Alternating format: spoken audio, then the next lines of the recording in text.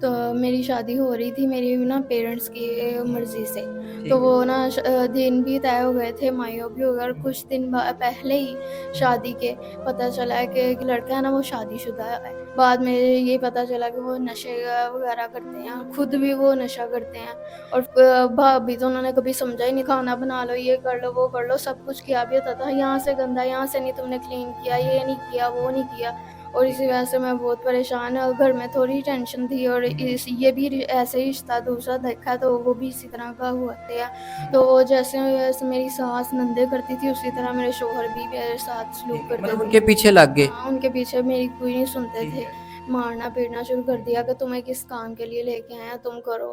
تو ٹھیک جو ہے، میرے شوہر رات کو آئے اس کے بھی کان بھر دیے، اس نے بھی آ کے مار پیٹ شروع کی ہے۔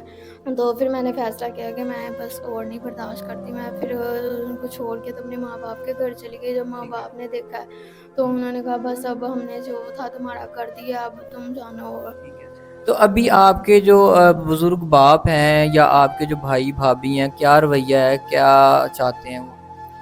وہ ان کا یہی رویہ ہے کہ بس وہ اپنا اپنا دیکھ رہے ہیں گھر، وہ میں جو جیوں یا مروں ان کو کوئی فکر نہیں ہے، وہ بس کہتے ہیں جو کر دیا تھا اب کر دیا، تم جانو اور تمہاری زندگی، بس یہی ہے کہ صبر کر کے بیٹھی ہوں۔ اب میں کہتی ہوں میری شادی ہو جائے، کوئی اچھا سا شوہر ملے جو کیا کہتے ہیں میری خواہشات میں مجھے اچھے طریقے سے رکھ سکے، اور جیسے پہلے تھا وہ اس طرح سے کا نہ ہو۔